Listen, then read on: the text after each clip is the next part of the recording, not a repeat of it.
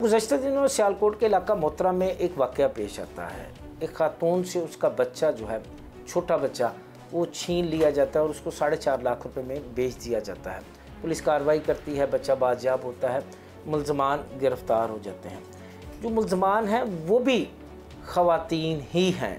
तो क्या समझते हैं कि ऐसे वाक़यात में ख़वातीन का भी शामिल होना, ख़वातीन का भी सामने आना, किस जानिब जा रहे हैं हम?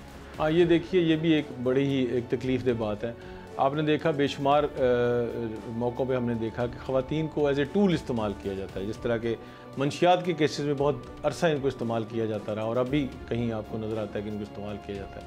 अब अगर आपने पिछले दिनों आपने प्रोग्राम भी इस पर किया कि डकैती के दौरान ख़वातीन को इस्तेमाल किया जा रहा है, तो ये इसमें भी ये बड़ी ही तकलीफ़देह बात है कि वो ख़वातीन इस्तेमाल हो रही हैं और उन बच्चों की अबडक्शन के लिए कि जो बच्चे वो खातून हम मिसाल देते हैं कि माँ की मोहब्बत, और वो खातून भी शायद किसी की माँ हो, वो भी शायद किसी की, ज़ाहिर है यकीनन किसी की बेटी है, और उसका भी इतना डेस्परेट होना और उसके ज़हन में ये सोच ही ना आना कि मैं काम क्या कर रही हूँ और बच्चा अगवा करने लगी हूँ, ये तो बहुत ही तकलीफ़देह बात है।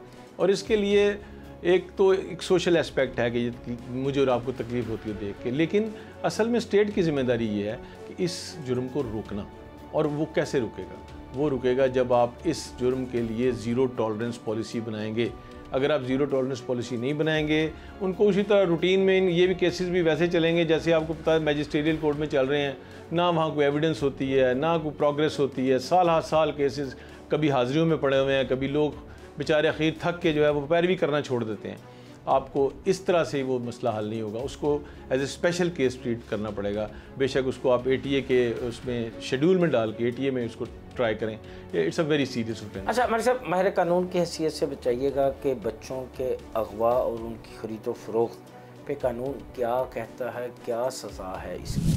देखिए, इसकी तो सज़ा, वो मकसद देखना पड़ेगा किस लिए उसने अपडेट किया, वो उसको क्या पैसे लेने के लिए अपडेट किया, क्या उसको बच्चे खरीदने के लिए और बेचने के लिए। जैसे किसी के बच्चे को अगवा कर लिया, अगवा के लिए तो छोटा बच्चा है, उसकी 363 है, अब आगे खरीदो फरोख्त, उसको आगे बेच दिया, इस पे कानून क्या कहता है? नहीं, ये तो बहुत ही सीरियस ऑफेंस है इसके तहत। और इसमें तो जो फ़र्ज़ कीजिए उसने अगर बेच दिया है और उसमें अब प्रॉब्लम ये आता है, वो बेचने की जो एविडेंस है वो बड़ी मुश्किल होती है कलेक्ट करनी, कि वहाँ पे वो किस तरह कलेक्ट होगी। उसमें फिर स्टैंडर्ड्स उस एविडेंस के बड़े हैं। फ़र्ज़ करें वो जो पैसे हैं उसके किस तरह से वो इस्टेब्लिश करेंगे कि ये वही मनी है कि जिससे वो गया था। तो इसीलिए मैं बार बार अर्ज़ करता हूँ कि ये जो हमारा इन्वेस्टिगेटिंग ऑफिसर है उसको बहुत ज़्यादा आपको ट्रेन करना पड़ेगा, चूँकि जो जितनी भी एविडेंस है उस पर 2 प्रिंसिपल हैं, एक रेलिवेंसी, एक एडमिसिबिलिटी।